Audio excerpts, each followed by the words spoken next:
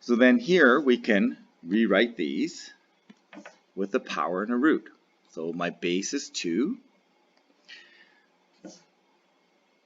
The power is going to be 3 in the numerator. The base is going to be, the root is going to be 2 in the denominator. So 2 to the power 3 root 2 is going to be expressed in this way.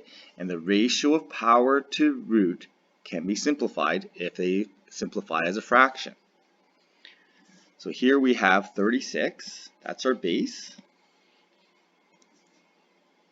Now 36 could be written as a power as well, but we're just going to leave that as 36. This base has a power. We're going to express that power 3 in the numerator, and we're going to express this root 6 in the denominator. Because this ratio of power 3 to root 6, there is a ratio of common factors here. We can simplify this.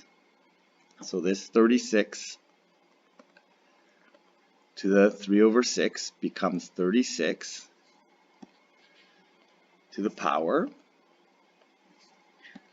and the ratio simplifies to a square root. Okay, so if I have power 3 root 6, well, I can take out 2 power 3's out of a root 6. Okay, I can take half a power 3 out of a root 6, so we end up with a power 1/2 or square root. So this ratio of 3 to 1 allows us to simplify into a square root. And if we actually work this out as a decimal, we know that this square root of 36 is really just 6. Okay, if we actually work this out, the 6th root of 36 to the power 3 will equal 6. Okay, so here we have our base is going to be 2, and again our power is going to in this case be 3. And although in all these examples the power is on the outside, it really doesn't matter which is applied first. The power could be on the inside or outside. It makes no difference because there is no priority for power or root. So power 3 ends up in the numerator, root 5 ends up in the denominator. That ratio cannot be simplified, so we'll just leave it as that. And we can see that there are no perfect powers or any groups of 5 that can be worked out here. Here we can have, again, our base is going to be 5. And the power is going to be 9. And the root is going to be 3. So it's going to be 9 in the numerator, 3 in the denominator.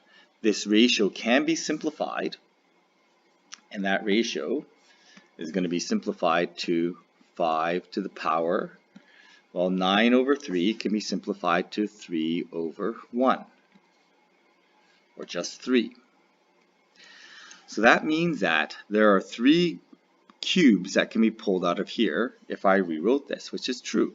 If I rewrite this as square root, and instead of 5 to the power 9, I can write 5 to the power 3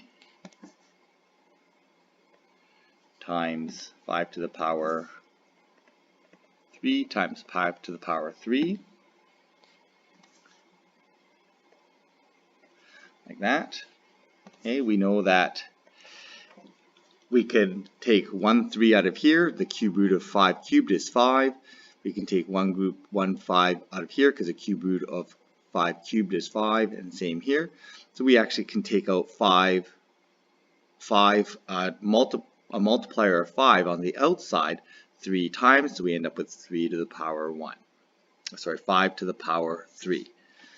Okay, so anytime we have this ratio of roots to powers, we can simplify because we can do these in groups of roots.